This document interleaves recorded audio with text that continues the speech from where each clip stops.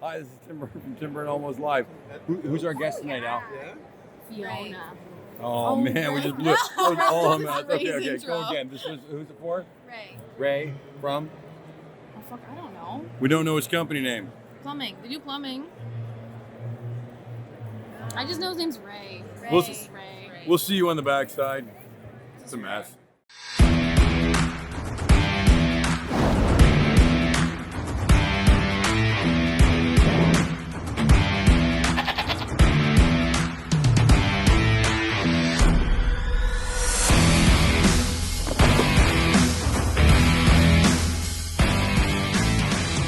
It's good. Hi, I'm Tim Byrne. This is Tim Byrne Almost Live. We're at the Connects Trade Show, which is the AKA the Prism Trade Show. We're not allowed to use the word Prism anymore. They've rebranded themselves in the last day or two, but I guess they've been working on it for a year or two.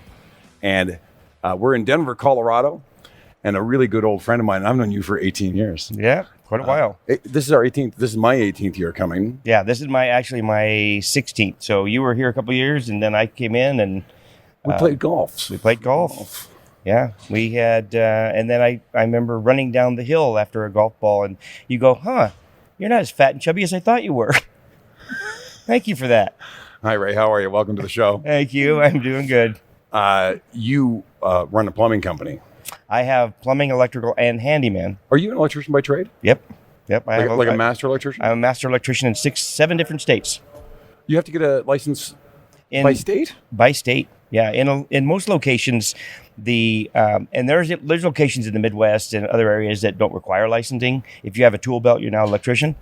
But majority of the West Coast states require it. We have paint chips here with us too. Anthony from ProMain. How are you, Anthony? I'm great, guys. Great. You're just here as a witness to the fact that Ray actually showed up. Well, I've known Ray now for about 8 years now since I've been coming as well, and he's our honorary Canadian. Honorary Canadian, eh? I want to orientate this because I only have you for a short while because I know you are having a fantastic show and people are lined up to see what you're doing. And by the way, you always have the best booth. Thank you very much. Yeah, it's a lot of work. Well, and you know, between all the big companies that are here, right, and then there's little guys like you and I, you put a lot of time and effort into making it entertaining. Well, the idea, in my opinion, is if you can get a customer to laugh, their walls come down. They don't treat you like, oh, it's another sales guy and he's going to attack me on the walkway here. It's more of a, dang, this is hilarious. And did you make this? And they talk to you about that, and they don't start thinking of you as this guy that's trying to sell something. I hate being sold. Oh, I hate it too. I hate it. And so when they start laughing, and a lot of times it's like, well, we don't have any stores in the area. I said, but did you enjoy it? Yeah, I loved it. Well, that's good enough. That works. It does. And, I've had customers that for 6 years have known me, or retailers that have known me for 6 years, didn't have stores for me. We had built a relationship. And they say, hey, guess what? I'm over at this company now. I got stores all over the place for you. Sure, people move. This industry is very transient. It right? is. So the managers and the facility guys and everybody moves around a lot. Right. And you're right. So you make a contact with somebody. Like when I first met Ron Rao, and he was running Limited Brands. He had no stores in Canada. Right. Nor did I care. Right. And then over the course of time, he evolved into a Canadian market and gave us an opportunity to do business. But you're right. You need to treat everybody equal. Exactly. Whether you're sweeping the floor or whether you're signing the checks, right? Exactly. And there's been so many cases in this that people have switched over. Hopefully you're not the owner and you keep transitioning, but that's a bad thing. I got to ask you a question because you said something to me and I asked if we could talk about it on the air and you said yes. And it's about trust.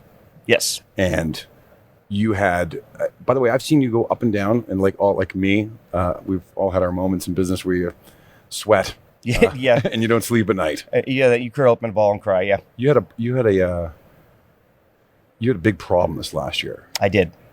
And what I want to know, what I want you to tell everybody is, give the punchline what happened, and then what I want to know is how you got there and how it got out of control. So tell everybody what the end result was. You lost somebody in your business, right? What I did is I had somebody in my business and I put them in charge of operations. Service operations, our service company, because we have, like I said, electrical, plumbing, handyman, and his job is to interface with the techs, interface with the jobs getting done, so everything goes smoothly, customers are happy, everything's great. And I was off doing another project of an invention I have, and he basically started taking on projects and ignoring our service. And I came to him and say, okay, it's a learning curve. I see what's going on here. He said, no, trust me, I got this. And I stepped back because they say, you always want to put your fingers in. You always want to put your hands in. So I stepped back to take it. And over a period of a year, we haven't lost money in 6-7 years. And in a period of a year, wow, did we lose money. And I had to, and you realize that this is a freight train. Can I ask how much money? Normally we make, 300, 400K plus a year, and we lost 100. Yeah. That's a $500,000. A $500,000 swing. And that set me back 2 years. And you look at that and go, oh my God, it's, first of all, you kind of see it happening, but then you think, okay, are you doing something different? Are you gonna start making a change now when I make these suggestions? And when I start finding out he's actually commiserating with the guys, if they're upset about something, he commiserates with them. Then they don't really care. And then there's this whole situation of losing morale. Then guys start quitting. Customers aren't being taken care of. And so I'm losing customers. I'm losing sales. And he's taking on projects for a client that's a friend of his at way below market. And so I'm seeing this freight train, and I went to everybody and not really where it was all coming from. I want to see every quote that goes out over $1,000. I want to see all these things. And I started delving into the numbers. But the first thing that tends to happen when you see losses like that is you want to cry, go in a corner and go, oh my God, life is terrible. I don't know what to do. But the more times you run into that and have that in your life, you have to shorten that span between problem, catastrophe, and solution driven. And the more you have those problems happen, you shorten that span, because I know that you learn actually how to manage problems, right? Exactly. And catastrophe in some cases, because it could be 500,000, which was one time. Was that guy brand new with you? No, he had been with me for like 4 years. And got promoted into that operations position. Exactly. I got to ask, so when he got promoted, how did he get such broad-based authority and unvetted actions going on? My organization, I have a rule that everybody's work has to be vetted. At some point, somebody has to touch somebody else's stuff so that I know that there's things don't go wrong. Things go less wrong when two people touch something. Right. But even myself, I look at drawings, and we do big projects, and I look at drawings, and I always go, okay, it's 6,000 square feet. Here, Anthony, look at the drawings and tell me that it's 6,000 square feet. Right. How did he get very quickly in your organization that he had these unwieldy power to go, 6,000 square feet, nobody needs to check this, move forward? How did that where did that moment happen? Well, he started in the field, and then he kind of promoted into being a foreman. He was a leader in the field. He took care of jobs. Natural. And customers were happy with him, and everything was going great. And in a lot of cases, then he started working with the guys and helping them with projects and helping the other guys. So he built a lot of trust with the guys in the field too, which you need if you're going to go. But you had somebody running operations prior to him. I did have guys running operations prior, but they didn't have a lot of authority sense when it came to the guys. They did a lot of the paperwork side. They did a lot of looking at stuff. But you had an operations manager prior to this guy. I did. I had two. Did he? Well, the one guy was having an affair with somebody, and we were kind of telling him that was stupid, and he quit. That's bad. And then the other guy, he had a very, how do I put this? He couldn't stand on his own without his wife saying it was okay. And so when he had to do stuff, because an operations manager is 24 hours a day, 7 days a week. You got to have that phone in your hand. And he would say, she told me I can't answer the phone this weekend, or I can't answer the phone tonight, and it's like, we'll pass it off to somebody else. And then you find out later. So the guy that came along and that you finally had troubles with, was it just an evolution that he showed up in that position? Like you were busy, and I know you're an inventor. You're a crazy loony. Right. Come up with you get trapped in your shop for days over an idea. And was it just an evolution where there's a hole and I'm busy with this fancy new gyro tech gizmo I'm working on, and he's a leader naturally, and you did the Peter principle and you just promoted him into there because of evolution and the flow of the business and how fast it was moving, and he just showed up one day and that was a hole that needed to be filled, and he took it? Well, he came to me before we hired the previous guy and said, I really think I'd be good at this position. And he said, I got a good rapport with the guys and do this. I'm doing a good job for you and everything else. And I said, well, I'd consider that. But this other guy I felt had better qualifications. But over the period of the year where the other guy was doing stuff, he was showing a lot of leadership. And it seemed like he was always there when the guys needed him. He was always, and I'm thinking, well, based upon what he's showing now, he's committed in that position. And so when the other guy left, I came to him and I said, "Are you considering this position? Do you still want to look at this position?" But there's a lot involved with it. And so I started explaining the things. He said, "Oh no, I'm committed. I can do this." The funny thing is, he also started dating my controller. This guy comes to you and you give him the whole lecture of what this job entails. Correct. But for you, that decision, did you not see holes in him? Well, I think at the time Or were you just anxious? No, I was busy. And when you're busy, it's like, oh my gosh, I have to at least fill this hole. And entrepreneurs take risks. You have to. And so I think, okay, I'm going to put you in this position. We're going to try this. And great guns at first. And what was interesting is when he started dating my controller, then we'd have days that he wouldn't talk to anybody. He wouldn't talk to her. And then he'd go in his office and shut the door. And then he'd come out. And it's like, oh my God, are you 12? And we'd talk. He goes, oh, it's just, I'm committed now. I just had a problem. And then he would leave for a few days because I think they would get caught up in arguing and all this stuff. Dating in the office is a big no-no. And plus somebody's watching your money. And one of the things I was kind of really upset about is I'm seeing losses, but I'm going to her going, okay, let's pin down what the problem is. Okay, so the person vetting the guy is dating the guy. Well, the person that is looking at the numbers. Yeah, right. Yeah, so is dating him. She's vetting the end result. Right. And because she is, there's a certain amount of loyalty to make sure that he's covered. And I think it's or did she not? Or did she just blind ignorance. I think she's just trying to not look at it. Is she still with you? She is. But the funny thing is that I started looking at, because she said, well, Ray, your sales are really down. And for some reason, your materials are really high and your labor's high. And I started going through and I'm looking at that. He was taking a lot of projects with another client, but we're not a project-based company. We're a service-based company. Right.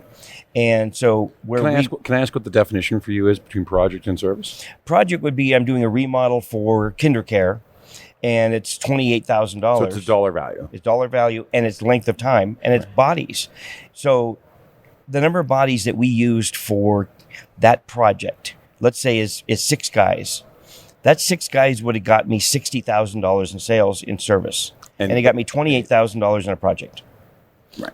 Okay. And if you're not project driven, and I know this too because we have the problem at Stadia, right? Where we do and I don't like projects because it sucks resources. Yes, it does. Intangibly too in the office because there's a lot of paperwork that comes with projects, right. A lot of Gantt charts, and just that business flow is very expensive. Right. And you're right, you can lose control of it really fast. Yes.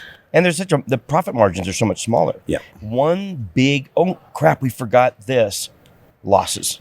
Yeah. Or, the weather got bad, losses. And so there's no real swing in, we have a little bit of room here. We can make up for this. We take care of that problem that came up and not go, okay, yeah, it hurt, but we didn't lose a lot of money. We're still here and everything's fine. But so as you start seeing the numbers, you go, okay, this is bad. And I started going through. But you must have recognized that sometime in the first 3 months, 6 months? Well, the first 3 months I did. And I looked at it as a learning curve. And I understand that somebody comes in a different atmosphere. Their thought process is different. And you're trying to say, this is completely different. Service is a different animal. And service in retail and managing any service or money's different than working in the field, right? Well, even if you're a project manager on a project, you're not looking at the money side, but the aspect of what it takes to do retail service, completely different than being a service contractor doing a bunch of homes and taking care of somebody's vacuums and dryers. In this case, you have to watch all the web portal stuff and the information come from the customer. And is the paperwork being done properly so we can invoice properly? Are you watching for things that went wrong? And did we touch on bases on that? So the first 3 months, you give them a learning curve card. Correct. And then for the next 3-4 months, I was on the road constantly to where I'm just coming back, touching bases, and then come back. And my P&Ls were running a month late. So I finally get in P&Ls going, oh, crap. And then I get another That's your controller's problem. My controller's problem, yeah. And she was having health issues. And so then when I got basically to the end of that period, we started hitting, because he started in March, and we got to October.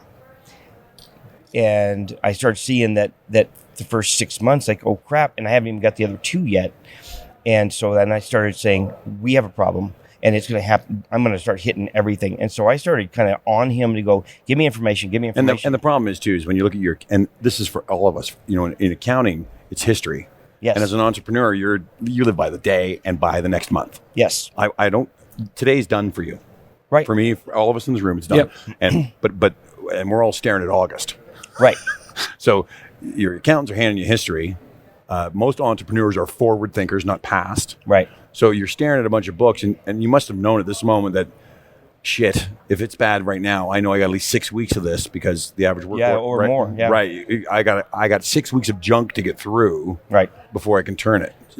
Did you have that moment where I did. And it was a situation where I knew that it was actually about 8 weeks, that I'm going to have 8 more weeks of this if I start right now to turn it around. And so that's when I went to everybody and said, all right, I want to see all the quotes over this amount of money. I want to have this guy, give me a report every single day.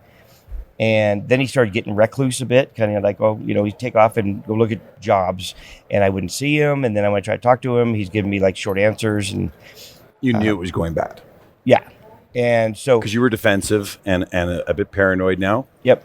And he knew that. He could feel it. I'm sure. Absolutely. He could feel the energy, right? Yeah. And then I think what he tried to do, and a lot of people that have made mistakes, some people would tend to say, if I can get a bunch of people to agree with me, then it's not my fault. So he would commiserate with the guys in the field to say, I don't know why Ray's not doing this. I don't know why Ray's not doing this. And so to justify his own errors or omissions. Exactly. Right? Exactly. Right. He's justifying his position. And so I knew that when you're dealing with something like this, it's a movement already, and it's a train, and you have to stop the train and the energy it takes to stop it, and then reverse it and the energy it takes to push it forward, and then you can deal on momentum. And so it took about 3 months to stop, reverse, to clean out the shit and have your own stuff to deal with, rather than his, and then push it forward. And then when I started seeing the turnaround, and I just came to him because he started getting kind of separating himself. And I just said, okay, he wouldn't talk to me. And so I finally went in his office and, all right, let's just cut the crap. Stop. Yeah. The signals, though, so you're on your accounting side, you go, okay, something wrong.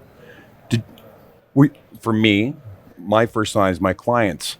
Did you have a reflection from your clients saying, okay, it isn't getting done, or the quotes are late, or the billing's late? Was there a bunch of other little signals because you got a phone call from somebody that said, everything okay over there? Like, did somebody warn you externally? Could the people outside your world, your universe, your client side, or your vendor, your supplier side, go, something's not? I only had a couple people that sent me an email and they said, Ray, you guys are really not getting to us fast enough, and what's going on? Some of it came from my lead account manager, who said, we're not doing any work for this person anymore, or any work for this person. Do you know what I realize as an entrepreneur? When you hear those things, it's like an iceberg. Owners only see the tip. And so when you hear somebody when I get a complaint, right, I in my head go, let's multiply that by 10. Right. Do you get it? So when somebody says, hey, your invoices are late lately, or your guy didn't show up. Right. That to me says this has happened 10 other times. Yep. And I only got the one. That's my first. Literally, I go. It's a phone call. And I know it's much bigger than that because people don't tell you those things. No. Right. So when I get one guy that phones up and goes, "Hey, what the f is going on?" Yeah, it's not a one. I'm like, time thing. And people go, well, "Don't lose your shit, Tim, over this." I'm like, "No, you don't get it. If there's one, there's a whole pile." Yeah. Right. Is that exactly? When you get that email from that guy, you go, "Oh." Well, and the reason you know that is because when you see the dip in sales, you know that it's the people that didn't tell you, they just walked away. Yeah. Instead of saying something, it's like, it's a lot easier just to go ahead and use this guy over here who's getting to us than to keep doing this. The client's number one way to interact with you is to leave you. Exactly. And because it's easy for them. Sure. And actually at this show that I had clients come up to me and I told them, I said, I need to give you some honesty here. I had a guy in place. This is what happened, and you were probably not being serviced. She goes, you're absolutely right. We weren't being serviced. And I said, I just want you to know that has changed. And I had a couple clients come to me that we had meetings with after I let this guy go.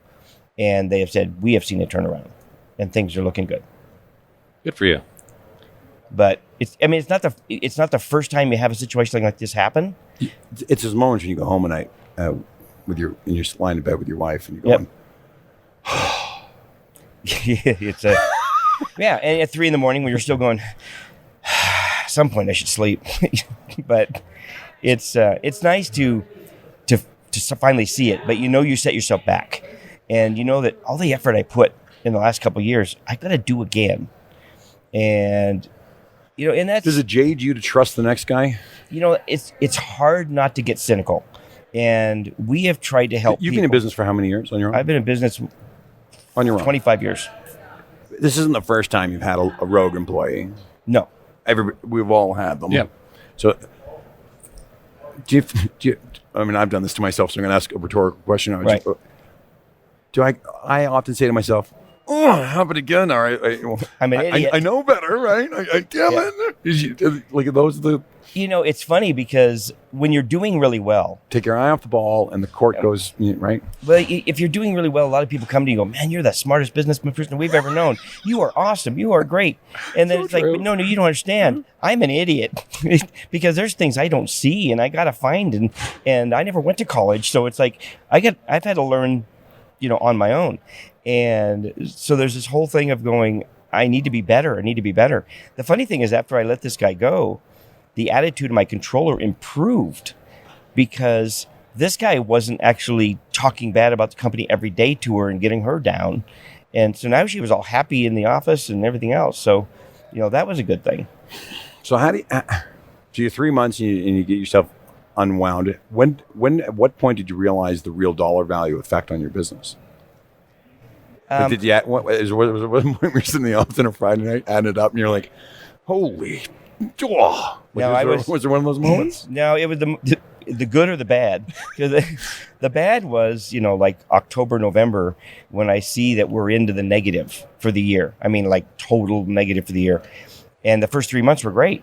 So that was like, not only did we lose the 80 grand or 90 grand we made in the first 3 months, it dove off and we're down 60 or 70 and the year's not over.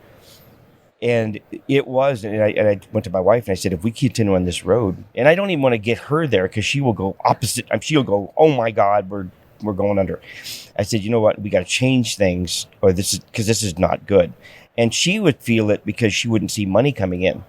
And it's like, where are the checks at? I said, well, you got to invoice more with more checks to come in. Right. And so the 3 months is when I started seeing the increases. And she goes, well, we made money this month, right? I said, yeah. I said, but 90 days until you start seeing cash. So you're still going to pull the bootstrings for 90 days. And I think it was this week. She's like, hey, I got some checks in. Hey, got more checks in. Hey, got more checks in. I find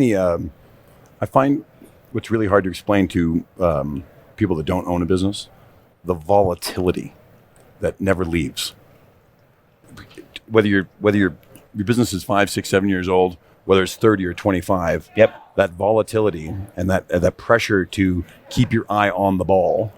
It's kind of like coaching a basketball or a hockey team. And the minute you have a sick day or you're off the ice, you're not watching your players, right? And nobody really appreciates that. Yeah, 25 years later, people go, "Wow, what a great success!" Yeah, but if I take my eye off that ball, if I stop and go to the cottage and actually shut down, if I'm not staring at my phone, if I'm not on that game all the time, 24 hours around the clock, 7 days a week for 25 years, every time I take my eye off that ball, it crashes to the ground. Yep. It's weather forecasting. That's what it is. You got to look at the weather every day. Yeah, and the anxiety of that, because I'm Mr. Government hater, is that when governments want to tax entrepreneurs more, and you go, but the risk you take, right? I don't know if anybody can appreciate it. And by the way, when you told me this story 2 days ago, I got goosebumps in the bad way, because to recover from $500,000 and all the lives you affect, right? This isn't just you and your wife. This is you, your wife, your kids, 35 other people, and 35 other people, and they're each got a family of 3, 4, 5 behind them. Yep. And literally, you're holding it all fragilely in your hand, and it's your responsibility. And I don't think anybody can really truly appreciate the responsibility of all those lives until you're in that moment, and you go, I don't know if we're gonna make payroll. Yeah. And I've had those moments. Where I don't know if I'm going to make payroll. Yeah, we've been in that situation and just go and say, what do we have in savings? Take it out because we can get back. I said, I hope. But yeah, I've cashed my 401k. Yep. I've cashed it to put back into my business to save it. Well, you talk about hockey, and the one thing that always goes through my head when it comes to the business is it's a Canadian thing. That's why I brought the hockey. Yeah, for us, it's other stuff. I always think about this as going up and down escalator. As you can get to the top, but as soon as you stop to just enjoy the view and look around, you've lost about 3 floors. I mean, you are going backwards. And I tell people, I said, I'm going to go on vacation. So why don't you take vacation? Just remember, it's $10,000 a week when I'm on vacation that I lose because I'm not here. So if I'm gone, $10,000 a week. And as I have the backup and everything, everybody else doing the job that I would do and Kathy would do. And they go, well, it just costs you this. No, it's $10,000 a week because I come back and have to fix stuff, which is why luckily my wife understands when we go on vacation, we do check the emails because I don't want to come back and get hit with a flood of, oh my God. I just want to go, day's clear. Let's go snorkeling. Right. You know? Yeah. I even at this show for me and we're roommates, I get up at 4 o'clock in the morning to get to vet a pile of work orders, to vet a pile of invoices, to vet a pile of quotes. Yep. Just so that I can stop here and hang out with you and not feel like I'm panicking. And if I didn't get up at 4 in the morning and literally sit there and type away on my computer for 3 hours and figure out what's going on and how, I think I'd have anxiety all day long. Well, exactly. I'm not in the know, and I need to be in the know. Yeah, and you can tell, and people go, you're, and all entrepreneurs get told you are control freaks. Yep. Yeah, you're damn right you are. Yeah, because I just lost $500,000 at a blink of an eye. Yep. So 25 years of work and I lose $500,000 in 1 year. You go, that's my life that just got flushed down the toilet and a whole bunch of people's jobs. And the recovery is incredible. That's a hard, there's a book called Service Recovery and it talks about losing clients and trying to get them back. And what you really lost is trust. Yes. And trust is a funny thing. So people give trust instantly and then it's an erosion of being taken away. Right. And the problem is once they've taken it, it's really hard to get it back a second time. Yes, absolutely. Really, really hard. Have you had any clients not come back? Well, I haven't assessed. This is all. I'm sure there are. This is all very current, right? This is now stuff. This isn't 5 years ago, which makes your story really real. Yes, what's funny is I'm finding out because this is the last show. Or second to last show for me for the year, which is I've been delving into stuff, and I've had meetings with clients that I've seen dips in and met people here, and I've already set up after meetings that we're going to fly out, go see them, and had talks with them. So there's probably more that I don't know about yet. So I'm still going through the list. Lifting up rocks. Yep, I'm exactly what I'm doing. Right, I'm lifting up rocks. They're really heavy. How many work orders did we do in 2018 and 2017 with this company? How many have we done the last 6 months? Oh my gosh. And then call them up, say, hey, you got some time? Yeah, sure. And you either talk to them a little bit, try to see them here, but there's nothing like a one-on-one face-to-face. Let's head a different direction because you made my mouth go dry when entrepreneurs talk about those things. And I love, by the way, I think, Ray, one of the things I adore about you, and I adored about you the very first time I met you, was your honesty. Thank you. And that's hard to come by. And a lot of guys say I'm honest. But I think most people are hypocrites because they have a different face in public or a different face with people than they do in one circumstance than they do in another. And there's very few guys that are genuine right across the board because there's very few guys that, how you doing? You go, I lost $500,000. I can feel like crap. That's a big deal. And by the way, it humanizes you. It makes you spiritually humanized. Like it brings, makes you self-aware, and it makes you not afraid of who you are and not afraid of where you've been, because your journey, whatever you've traveled, is what everybody else has traveled, and everybody else is just too scared to say it. Right. There's a lot of people in this room that have all gone through the same shit you have. Me, you, everybody. They're all gamblers that talk about their winnings but not their losses. Right. Yeah, all the time. I think it's a pride thing too. Pride. People don't want. Oh no, I'm always doing great. I'm so successful. It's like, no, I had a crap year. No, you want to really know the truth. No, well, Are you an idiot? No, I'm not an idiot, but I trust people too much. And again, you talk about, how hard is it to trust again? To be cynical, it's easy to be cynical. It's hard to not be cynical because you've helped somebody. Maybe you helped them out with their car because something broke down. And then all of a sudden they stab you in the back. Go, I'll never help another person again. Well, that's not true. That's not the kind of person you're absolutely right. Yeah. And so in this regard, it's like, okay, am I going to trust again? Sure. But it's going to take a little bit. I always tell entrepreneurs and people in small businesses, they need to figure out a way to always have everything vetted, a second vet. And I tell people all the time in my office, because a lot of times I'll hand a file off to somebody else. So if I'm busy, I go, here, Ray, I take Ray's file, I'm going to give it to Anthony. Anthony, check that work. And they go, I don't need somebody to check my work. And I think to myself, I want somebody to check my work.